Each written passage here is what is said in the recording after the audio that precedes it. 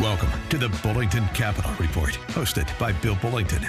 For the next hour, you'll receive information on current market conditions and trends that could affect your financial future. If you have a question, you can participate in today's program by calling 216-901-0945. That's 216-901-0WHK. You can also reach Bill by going to his website, bullingtoncapital.com. And now, here's Bill Bullington. I'm always impressed by the guy that did that. Sounds like shouldn't be me. Anyway, like the guy said, Bullington Capital Report every Saturday morning, normally from 11 to noon. But the traffic was unbelievable. I counted 7 accidents on my way in. I'm only about 15 miles away. So it's amazing the difference in the roads. Holy cow, about 5 miles into it, they just really got bad. And they weren't bad at all down near Fairlawn, where I came from, which is where my new office is. We're trying to get everything moved in. It's only about a mile away from my existing office, but it's going to be really easy to get to because it's right off of 77. You'll just take it right to Route 18, and we're right around the corner. So really looking forward to that in 2018. A lot of things that we're going to be doing a little bit differently. I think we're improving significantly. I think there are some changes that have come about in the financial services industry that are actually helping people. I know they are. It's not actually. They're helping people without a doubt. And we're going to have a seminar this Thursday to talk about some of those things. If you're aware of the risks that are being created and the opportunities that are being presented, I think you're going to do pretty well. I think you'll be very happy over the next few years. You may not have been happy over the last 4 or 5 years because there was only a small section of stocks that have really performed well, and they make up the largest part of the S&P 500 and the Dow Jones. Those stocks have done very well. In fact, most of them are not undervalued anymore. But there's a large segment of stocks from small, mid-cap, international, emerging market that are doing quite well now that hadn't done well for about 3 years in a row. And that's a big deal. You know, when I talk about that thing called asset allocation, you know, and they always mess all that up with all the high fluting language that they like to use. Basically, spread it out, try to get an accurate representation of all those categories, and then rebalance your portfolio. That's what they're talking about. And I guess that's going to be my role in the remainder of my career, which hopefully lasts as long as Warren Buffett's has. Because I think he's in his upper 80s now, still going strong. But you know, for the first time in the history of the markets, you can accurately represent those categories that they've been telling you to invest in all these years, except that they forgot to tell you that they didn't have accurate representations of those categories for you to invest in. So what people were doing was they were going out and trying to find something that was similar, and then inevitably the returns were not the same as the ones that were being advertised. So everybody got really upset, including me. I'm here to tell you that has changed. It's changed. In the last 5 years, it's actually changed significantly. And there are some things that actually work a whole lot better than they used to. There are a lot of things that don't work anywhere near as well as they used to. And being aware of that is I think is going to be very important going forward. Out in the future, it's going to be very important that you're aware of these changes and that you're making adjustments in your portfolios, or your financial advisors are making the adjustments, because it's a big deal. It's a big deal. Anyway, that's going to the seminar is January 18th. That's Thursday. It's going to start at 6:30. It's at Corporate College East. You can go to my website, bullingtoncapital.com, to sign up for free. There's no cost. If you'd like to call in because you don't have a computer, 330-664-0700, 330-664-0700. And if you don't want to come in, I just did something this week, first time in an extremely long time. I hosted a meeting over the internet. So I have a client, and it's got a computer, and now all the software that I have, you can put up online. It's all encrypted, military-grade encryption. I can pull up your stuff. You can see it, so you don't have to actually come into the office anymore.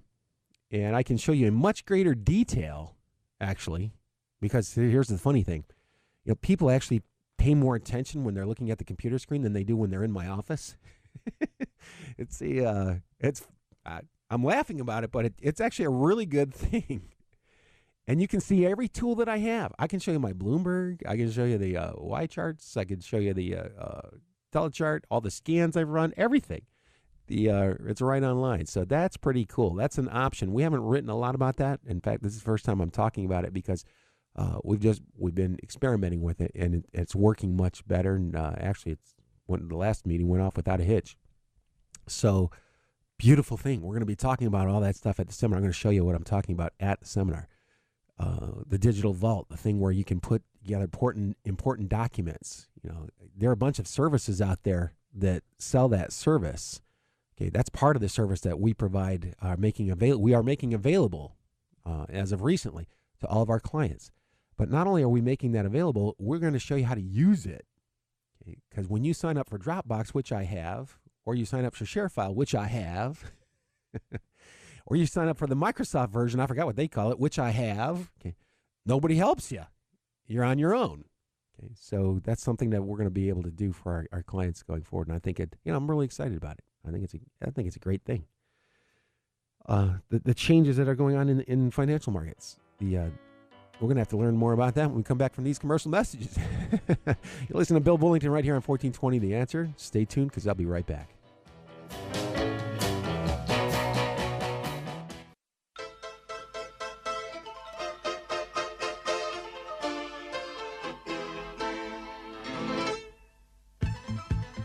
And I'm back.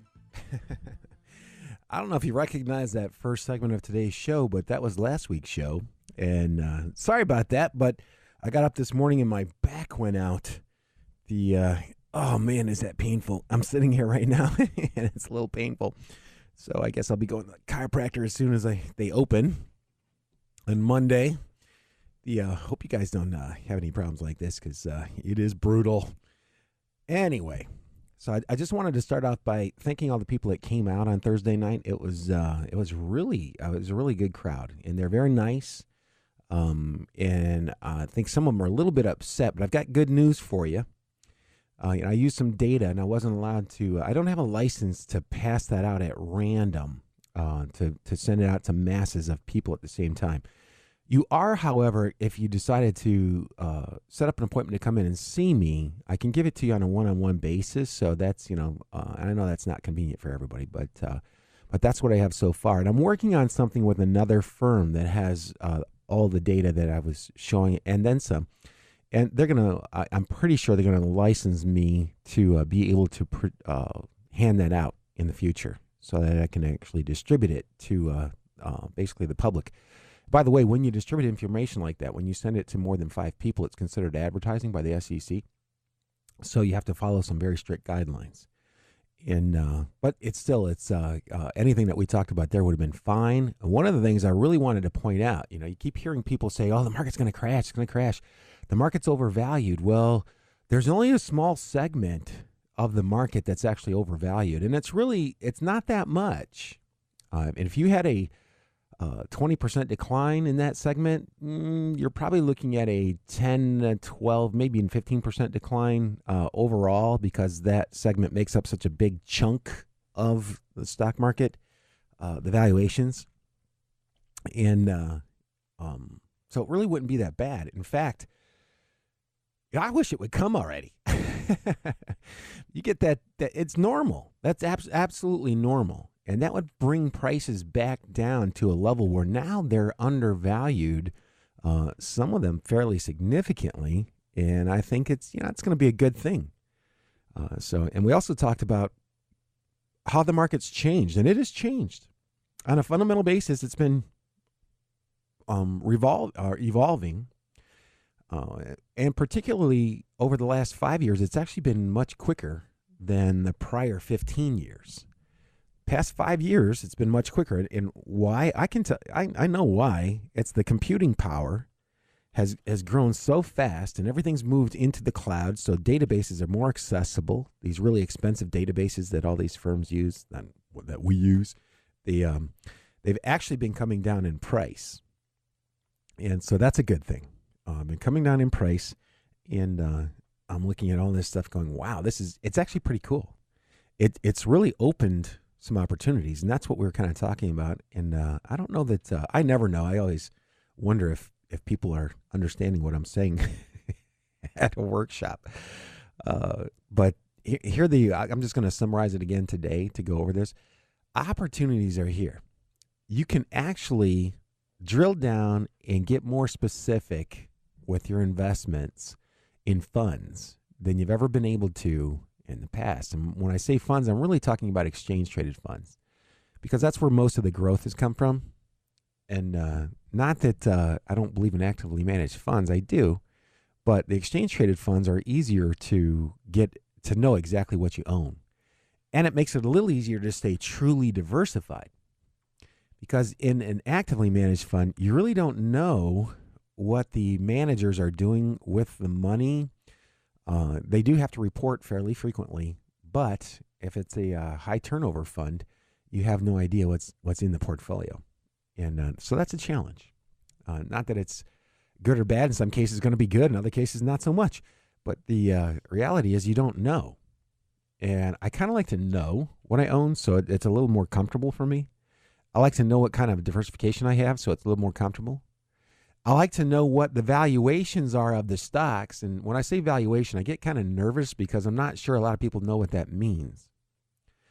Valuation is basically what a stock is selling for versus what it should be selling for. That's my own simple definition. So if a stock's valuation is high, it means it's at a price that's higher than it would normally be under normal conditions.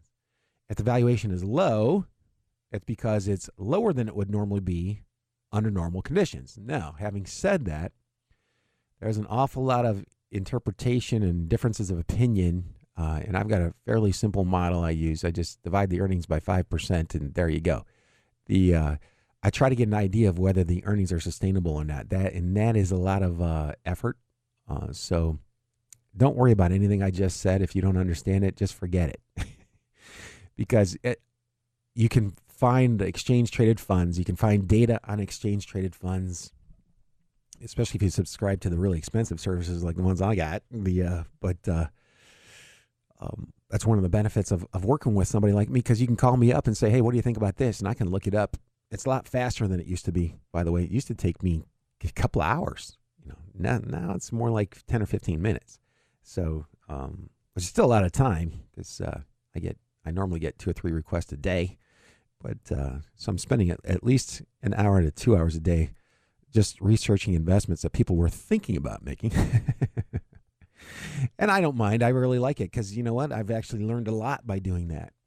I've learned a lot, and it's brought to my attention some important things, just kind of like what we're talking about today. You look at the large cap growth indices. There are several indices out there. Every single one of them, when you look at the valuations, what the stocks are selling for versus what they should be selling for, they're high. They're not obscenely high like they were in the year 2000, okay, but they're high. They're not obscenely like the housing stocks were in 2006, and a lot of your banks were overpriced on a historical basis, and little did we know how many losses they were hiding on their balance sheets. When we take that into effect, they were grossly overpriced. That you couldn't know, by the way, so you give yourself an out on that one, at least part of it, because you did know that they were historically selling at higher prices than they should have been selling for. And so the long-term safety-seeking investor would have avoided those two categories. However, banks have an impact on everybody. And now I think some people know that now. The people that watched what was going on, when the banks have problems, they all have problems. You can't just limit that just to the banks. And I wish it was possible to do that. So long story short, you can look inside. You can see what's in the funds if you have any idea of how to do valuations at all. And it's an estimation. It's not a prediction that you can make with a super high degree of accuracy. But a well-educated estimate is a whole lot better than a guess. I'm telling you, it's a whole lot better than a guess. And over time, if you keep doing that, you learn how to do it. You keep doing it. It's pretty good. You do very well. It's one of the reasons I only have 10% of the portfolios allocated to the category that's done the best over the past 5 years. Why? Because it's the category that's done the best over the last 5 years. I know that seems completely counterintuitive, but see, here's the thing. Those stocks are selling slightly ahead of where they should be. So while I want to keep some exposure because they are high quality companies, they are growing at more than twice what the average stock is growing at. They're a little bit ahead of themselves. So I don't want to abandon it completely because if they do come down in price, I'm going to add to them. If they come down, I'm going to add to them. In the meantime, there are other areas that have not participated in this rally nearly to the extent that those companies have. And that's where the vast majority of the money is. It's in those areas, not that have gone up the most in the past 5 years. It's the area where I anticipate they're actually going to go up more than those that have gone up in the last 5 years. Does that make sense? You got to be really careful with this because loading up on everything that's got the best 5-year track record is a great way to do really poorly over the next 5 years. And that's I know it is so hard, especially if you don't have a really good background in financial markets. People get upset constantly, and they keep making the same mistakes over and over and over again. They'll look at that best performing category, which gets all kinds of media attention, and eventually they'll just throw up their hands. Yeah, that's it. I'm just gonna buy that, and you have to constantly fight against that. And every investment manager that's ever had a lot of success in the entire history of the world has talked about that and how not to get caught up in the emotions of the stock market. It's not easy to do. It's not easy to do.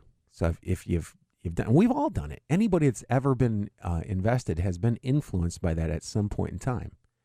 Even Warren Buffett, he said a lot, and he admits it and he laughs about it actually. And actually, that's probably a good thing to do, is to laugh about it, because crying about it doesn't help anything. It just makes you feel worse. So I'm telling you, I think we're in a real good spot. The economy's doing well. GDP growth, fastest level in 10 years. And that's a good thing. One of the other opportunities that we talked about was there are a few small funds. Size matters in a fund. Your smaller funds have a tendency to do better. If you can point to one thing that would probably have the biggest impact on your portfolio is how big it is. And the reason being, there are only a certain number of stocks to invest in. The bigger you get, the more you have to own, because there are rules to how you manage public's money. So you are forced to hold things you otherwise really wouldn't want to hold. How'd you like to have that? How'd you like to have to operate under those conditions?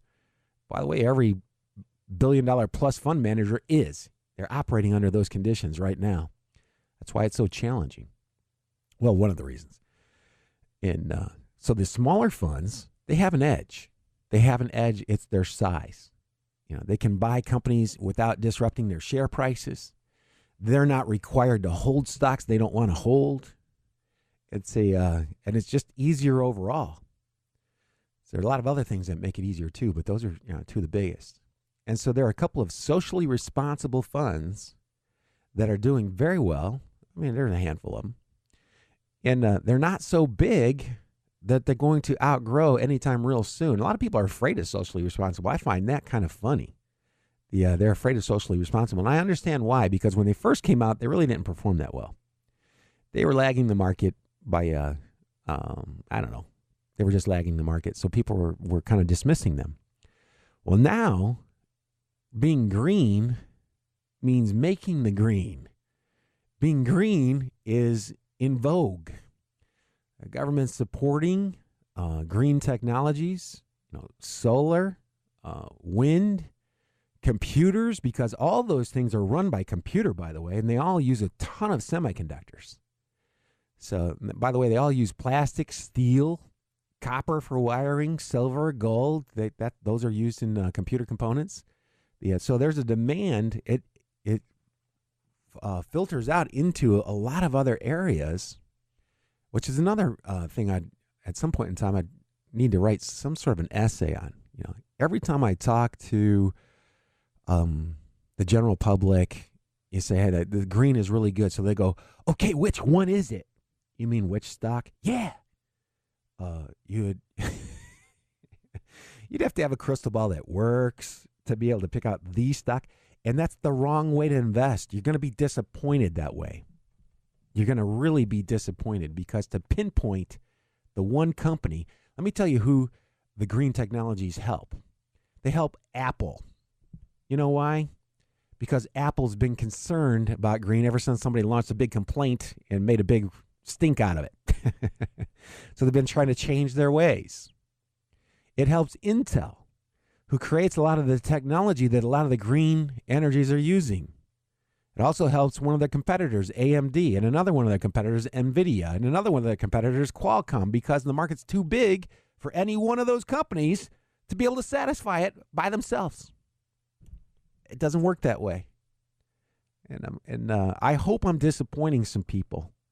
I hope they're listening to this and going, well, I just wanted the one company, and he's telling me, yep, that's exactly how I want you to feel. It doesn't help one company.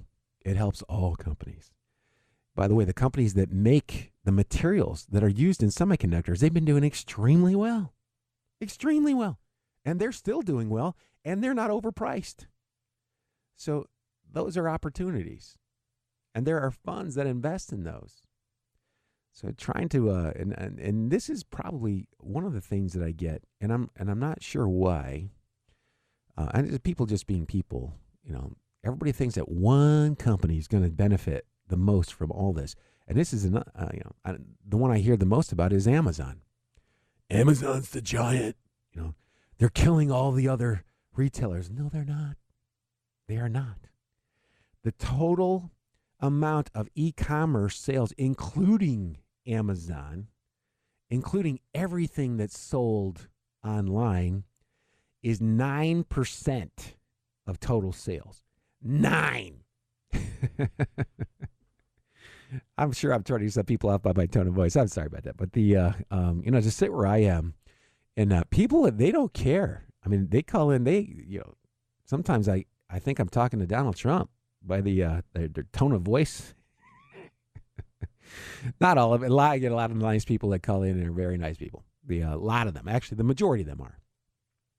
But to get these people who are really loud every once in a while, and they're saying things that just aren't true. And they're acting like it's the end of the world. No. Amazon's doing a lot of sales. But when you look at the total, it's very small. And Amazon's percentage of online sales is not that great. So it's interesting. In football, we used to call that hearing footsteps. You'd see a wide receiver who would drop a pass that looked pretty easy, but it's because out of the corner of his eye, he saw a defensive back closing in. And all of a sudden, you got alligator arms. You know how short alligator arms are, right? It's the same thing. They're starting to cover up. The receiver's starting to cover up. So if you don't like football analogies, I apologize for that. But basically, that's what we called it, hearing footsteps. When you miss an easy one, and it's because you were concentrating more on the competition that you imagined was close by than you were trying to complete your mission. Concentrate on the mission. That's the lesson to be learned from that. Concentrate on the mission. When you're investing, concentrate on the mission. Concentrate on your process. Don't worry about the short-term results. If your process is not broken in the long run, you'll be fine. And that is tricky, by the way, because a lot of things that worked 10, 15, 20 years ago, they don't work as well as they did. They don't, because there have been changes that have been going on. And if you're going to be in financial markets and you're going to be in them 10 years, 20 years from now, you're probably going to have to make some adjustments along the way. And there's nothing wrong with that either. In fact, it's the smart thing to do. The not smart thing to do is to try to stick with stuff that is losing its effectiveness. That's not smart. That is not smart at all. And so you got to stay in tune. It's hard. You're probably not going to find out that your methods need to change until after they've been underperforming, because if you knew ahead of time, it's because you did have a crystal ball that worked. And you just don't know that. So, but if you recognize it and make change, that's fine. Now you're still in the game. You still got a chance. If you put the blinders on, you have no chance. The market's going to leave you by. And you'll be standing there wondering, what happened 10, 15, 20 years from now. So it can be really frustrating. I know it is because I handle it every day. But it's also a challenge, and it's also fun. And if you're doing the right things over time, everything tends to work out pretty well. In fact, even some of the ones that aren't as effective as they used to be, they still make money. And the vast majority of them do better than the average investor is going to do on their own. So, but if you want the optimal, then you want to pay attention, make adjustments. That's key, making adjustments, being flexible, not getting too upset or too ebullient. When you've had a really good quarter, things have done incredibly well, or good year, good handful of years, you still have to pay attention to the process. You can't start ignoring it. That's another thing that happens. There are so many potential psychological obstacles to maintaining your or managing money. It's kind of wild. I never really thought about much of this stuff until I've been doing it for more than 10 years. And now it's almost all I think about. It's like the psychological aspect of investing in general, because that's really what runs the stock market. Why do you have recessions? You have recessions oftentimes because there's a mass psychosis over people. People like CEOs. A lot of times people think a CEO is not supposed to be influenced by what's going on in the economy. They should be above that. Well, actually, CEOs last time I looked, they were normal people. And people get affected by that. So it is important that a good, strong CEO takes a good, pragmatic look at things and tries to make the adjustments. And a lot of times it's not going to be easy.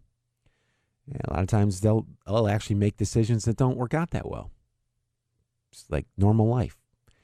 That's but, I'll get away from all the psychological talk because some people really don't like that. By the way, the last section of today, we'll look at some individual stocks. And I did at the workshop, excuse me, I did talk about that a little bit.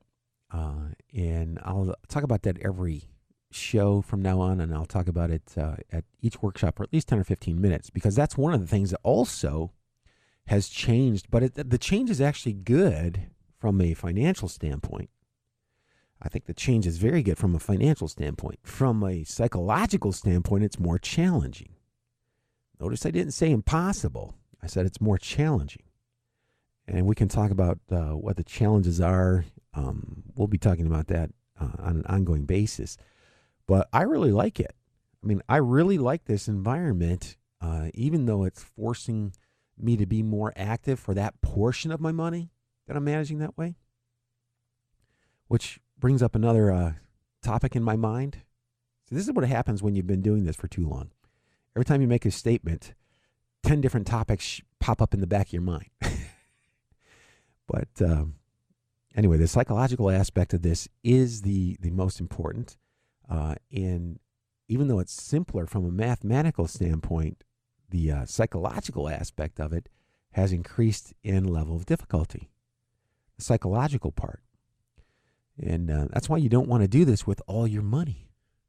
I wouldn't want to do anything. I wouldn't want to do any one thing with all my money unless, like I said, that crystal ball starts working one day. I've got one in my office that I actually had to move out of my office because when couples would come in and they would see the crystal ball, they'd look at each other and I saw the look in their eyes.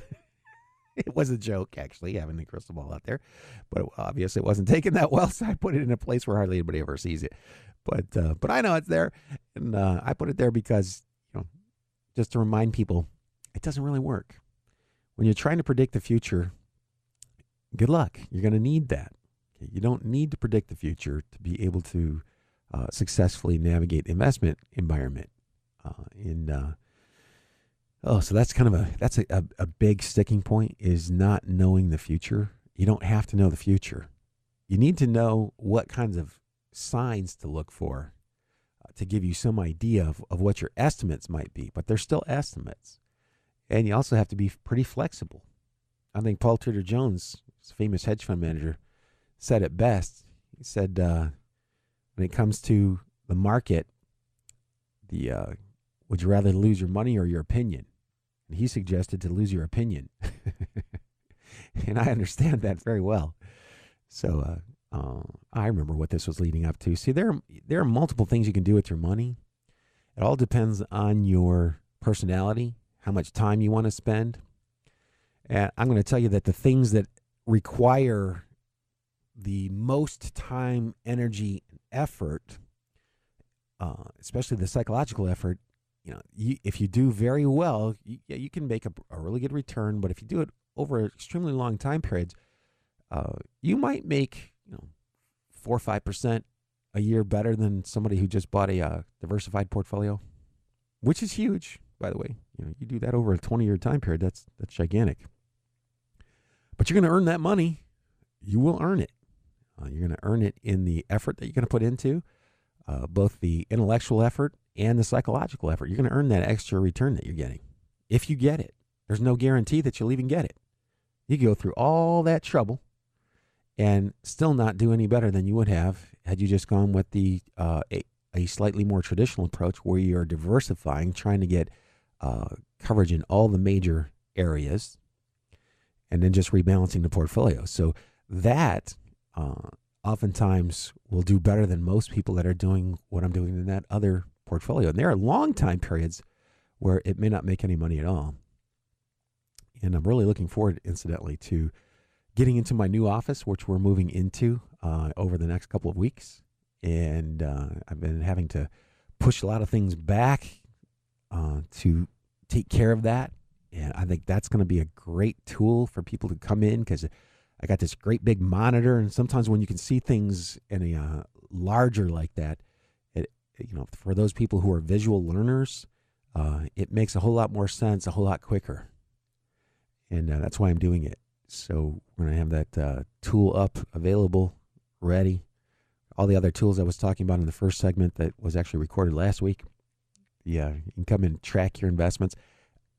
Those things, we don't try to make anybody do anything that you don't want to do. I'll sit down, I'll talk to you, and we'll try to figure out, what we think are the best things for you. No two people I've ever had were on the same page on everything. Not even two married people, which I find really fascinating. Two people are married and they have completely different views on money and finances. And by the way, a lot of them get along very well, even though that's a major sticking point for a lot of people. But I've seen a ton of people who had totally different opinions on money, who were married, but still got along and found that they agreed on a lot of things to reduce any difficulties, I guess I should say. Now they hear the music. That means I got to take a real quick commercial break. You're listening to Bill Bullington right here on 1420 The Answer. Stay tuned.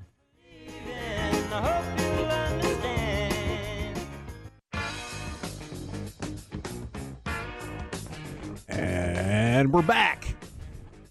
Hey, you're listening to Bill Bullington. I'm here every Saturday morning from 11 to noon on 1420 The Answer. Also, we run a lot of spots on 95.5 The Fish. And we're on their podcast. So if you wanted to pick that up, you could go to 955thefish.com and pick it up online, download it, listen to it whenever you want. I do come across some fairly important things every once in a while, and I'll kind of talk about them. I try to talk about them every week on the radio. And if you have an idea that you'd like me to explore, just send me an email, bill@bullingtoncapital.com. I would be glad to try to talk on those, speak to those subjects. I will tell you this, market's in good shape. That stuff you hear about crashing, unless we have some sort of a major military occurrence, it looks pretty good. Looks very good. All the economic indicators are still pointing up. Auto sales slowed down just a little bit, but they had just broken a record. They had just broken a record that was set from before Henry Ford started selling his cars. We sold the most cars ever in the history of the auto industry in the United States within the last 4 years. That's pretty neat. Lots of changes going on. Lots of new industries, or actually adaptations of old industries to new industries, like the semiconductor business. That is crazy how many devices now they're in your refrigerator. They're using semiconductors in your refrigerator. That's mind-boggling. So these guys are on a roll, and a lot of their valuations are not bad. They're not bad at all. So what does that mean? It means you should probably have a lot of stocks in your portfolio. It should still be a diversified portfolio. I've got 80% of my money in extremely diversified portfolios, mostly in stock. So if the market goes down a lot, I'm going to get hammered pretty good. But, I expect it. I expect that to happen. I don't expect them to go down and stay down. I just don't. And I can go into all kinds of reasons why that's probably not going to happen. And all I'm going to tell you is just take a look at the last 100 years. That's all I'm going to tell you. Because I don't want to debate that. I'm really heavily invested in stocks because I really believe in it. And if we get a correction, I've got enough money sitting there on the sidelines in short-term bond funds that aren't earning very much. In fact, a lot of them went down about 0.5% or so over the last month. But I don't really care. They're not going to go down 40 or 50%, and it's going to give me the ability to take some of that money and buy some of the stocks if they do go down. I shouldn't say if they go down. I should say when they go down. So I'm ready for the correction whenever it does come. And there are lots of areas that are actually undervalued today. I've got to take a real quick phone call. By the way, you can call us today, 216-901-0945, 216-901-0945. And I've got Rick. How you doing? Hi, Bill. I was looking at Gilead, GILD, and looks undervalued. Just wondering if you had any thoughts. I can take a look at it real quickly. I will tell you that to look at the valuation on a stock generally takes more time than I would have to. I'd have to stop talking on the radio. I can do the 30-second test, which is this is easy, and I really need to write this down. I keep threatening to do it, and I never get around to it. But there's a really simple way of placing a valuation on a stock that'll get you it'll be at least 85% as accurate as trying to do a discounted cash flow calculation, which takes, depending on how long you've been doing it, it could take you up to 2 days or an hour once you've gathered all the data. So, and mine takes about 15 seconds. It really makes those guys mad, by the way. But anyway, revenue trailing 12 months was $27 billion, according to Y Charts. And they download directly from the SEC's filings. So they're one of the services I really like out there. Anyway, the market cap is $105 billion. So that's a little less than 4 times. It's about 3.8. The companies like Gilead tend to sell at much higher price to sales ratios than other companies. Some of them sell 10 or even 15 or 20 times their annual sales. The average for the industry, if you look at the really big companies that have been around forever, like Merck, Pfizer, those types of companies, they sell between 4 and 5 times sales normally. So from that standpoint, I think you're right. This one's selling at 3.8. It's not nearly, it's not a super cheap thing, but if you look at their gross profit margin last quarter, it was 84%. That is crazy. The profit margin was 41% last quarter. That's net after tax, by the way, and that's not counting the tax break that they might get. And if you look at their long history, which I just clicked on a button and Y Charts shows me what it is. So I go back to 2005, and the lowest net profit margin these guys have ever had have had since 2005 was 27%, or I'm sorry, it was 19%, which is still, unbelievable.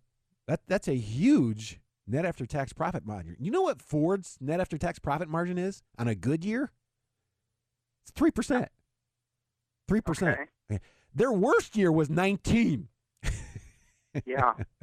So yeah, that's good. And so I was just from that, if you're a long-term investor, then yeah, I think it's appropriately priced right now. And I think you could probably do well with it. Having said that, you never know what might happen. You know what I'm saying? If Sure. this stock doesn't do well, it's going to be because of bad luck, not because it was overpriced. And because all other things being equal, the financials on it look really strong. They look really good. It looks slightly undervalued. Now all these guys have to do is keep doing whatever it was they've been doing over the past 10, 15 years or more, and they should be fine. And I think you'd probably be happy with that investment over time. But all other things being equal, don't put more than 4 to 5% of your money in something like that, because there are lots of things that can happen to a stock that are beyond their control. It's not under their control. And you look at how long these guys have been successful, they've done an incredible job there. And I'm not sure if the same management is still there or what kind of things have happened. That would be the next step in the research process. When you look at the company and it looks like, hey, this is potentially undervalued, and this one's not undervalued by a ton, but it is undervalued. And you look at the profit margins, well, that makes me really curious, because those profit margins are huge. Okay, huge. Very few companies have that kind of profit margin. I can tell. I've been doing this a long time. I really haven't taken a look at that stock. So thanks for that, because I'm going to go look at it. I'm going to look more into it. The very first thing I'm going to do is I'm going to read the management's discussions over the past couple of years or so to see how they've been executing on the plans that they had. And if, it'll just give you some idea of the management's effectiveness. By their profit margins, I can tell you that they've been effective. Looking at the numbers, that looks really good. Now I want to find out what these guys are doing. Have there been changes? Because you'd like to see that the people that produced those track records are still there. And Sure. so from that standpoint, it looks good to me. And but like I said, I'll still do more research on it. I may end up, I have this little portfolio, a little super small piece. When I see a company like that, I'll go buy a long-term option on it. And so that way I have to put very little money at risk, because if the company doesn't do well, the option just expires worthless. But you don't need a lot of money in investments like that, because if you're right, that it could go up 10 or 15 fold. So get the right one. So anyway, that's happened before, and I think that's kind of the category I would probably put that one on, especially when you look at the chart. Because this thing, it's only $80 now, and it was $120, in 2015. So, and it's 80 now. So that's pretty good. You go from 80 back to 120. That's a 50% gain on the stock. A leap will probably be up 500 or 600% over that time period if it goes back to its former old high. So yeah. Hey, thanks for that call. Is there anything else? Okay, well, no, I appreciate it, Bill. All right. Well, have a good weekend. Thanks, you too. Yeah, that's one of the advantages of actually being in my position. That's a good idea. That's a very solid idea. Like I said, I don't know. I'll do more research on it. If I do, I'll like this thing, I'm probably going to buy a long-term leap on it. That gives you the ability to buy the stock, but not the obligation to. You don't have to. You're paying for the time. Now, if the time goes by and the share price doesn't move up, well, I've just spent my money and it hasn't been profitable. So that's the risk there. So anyway, that was good. That was a really good call. And Gilead's been around a long time, and it's the first time I've really taken a look at it. Most of the time I looked at it, it was back when it was $120. Really not interested, because it was slightly overvalued at that point in time. At this price, pretty good. It actually went from 120. Recently, it was down 50%. It was down to $63. It's not exactly 50%, but it's really close. So, and that's another thing that upsets people about stocks a lot that haven't looked at this in detail for a very long time period, is that a really good company is going to drop 50% anyway, even if they don't have a lot of problems. If the entire market sells off, they'll sell off too. Oh, wow. I can't believe that's the end of the show. Actually, I guess I can, because I got here kind of late. But anyway, you can go to my website if you want to contact me with any questions that you have. I meant to talk about the retirement planning tool, the new one that we've got that's super simple. And I'll talk about that on next week's show. So stay tuned, 11 o'clock Saturday morning, 1420. It's Bill Bullington. Everybody have a good week. Good investing. and good luck. You just caught another edition of the Bullington Capital Report, broadcasting every Saturday at 11 a.m. on AM 1420, The Answer. If you have a question and you'd like to speak to Bill personally, you can call him at 330-664-0700. That's 330-664-0700. Or online at bullingtoncapital.com. That's bullingtoncapital.com. Past performance may not be indicative of future results. Therefore, no current or prospective client should assume that the future performance of any specific investment strategy, including the investments and/or investment strategies recommended and/or purchased by advisor, or product made reference to directly or indirectly will be profitable. Different types of investment involve varying degrees of risk, and there can be no assurance that any specific investment will either be suitable or profitable for a client's investment portfolio. No client or prospective client should assume that any information presented serves as the receipt of or substitute for personalized investment advice from the advisor or any other investment professional. The preceding program has been paid for by Bullington Capital Management, LLC. The preceding program's views, claims, or representations may not reflect those of AM 1420 The Answer or Salem Media Group. Hey, this is Michael Medved, and I'd love to invite you, together with WHK AM 1420 The Answer, to join us for a VIP meet and greet with me, Monday, February 12th. That's Lincoln's birthday, 2018, at Lockkeepers in Valley View, Ohio. Guests are going to enjoy a delicious meal and a short talk from me, and I'll also be available to be signing some books for you. A limited number of tickets are available for this intimate and exclusive VIP lunch. Get tickets now at WHKradio.com. That's WHKradio.com. At your local CVS pharmacy, we want to make your life easier so you can focus on feeling good and saving time and money. This week only, save big on all the essentials. There are over $350 in extra bucks in this week's ad. Plus, earn $5 in extra bucks when you spend $20 on any Tide, Bounty, or Puffs products. Restrictions apply. See circular or cvs.com/weekly ad for details. Feel good, save money at your neighborhood CVS pharmacy. There's absolutely nothing traditional about my small business. And when it comes to technology, I need someone who understands my unique needs. That's where my Dell Small Business Technology Advisor comes in. With one phone call, he sets me up with tailored products and services. And when my advisor is focused on my tech, I can focus on my small business. Get end-to-end solutions with the help of a Dell advisor, including PCs featuring Intel Core processors. Call an advisor today at 877-BUY-DELL. Physicians designed Relief Factor as an essential way to support the body's natural fight against aches and pains. It's made from wild-caught fish oil and botanicals like turmeric, and it's a healthy way to get back into pain-free life. There's no side effects. There's no chemicals. There's no preservatives. There is nothing addictive. And that's why you can be very confident that when you take Relief Factor, you have nothing to lose but your pain and the whole world to gain. Maybe you can't wear your favorite shoes anymore because of pain in your feet. Relief Factor can help with all of that. $19.95 comes to 95 cents a day. That's less than a cup of coffee a day for pain relief. Go to relieffactor.com, read all the testimonials, find out about it for yourself, and order that quick start. Just $19.95 or 95 cents a day for 3 weeks. Or you can call them. It's toll free. They can answer all your questions. 1-800-500-8384. That's toll free. 1-800-500-8384. Relieffactor.com. Seems like not a day goes by without a terrorist attack someplace in the world. So we can sit there paralyzed, or we can try to understand.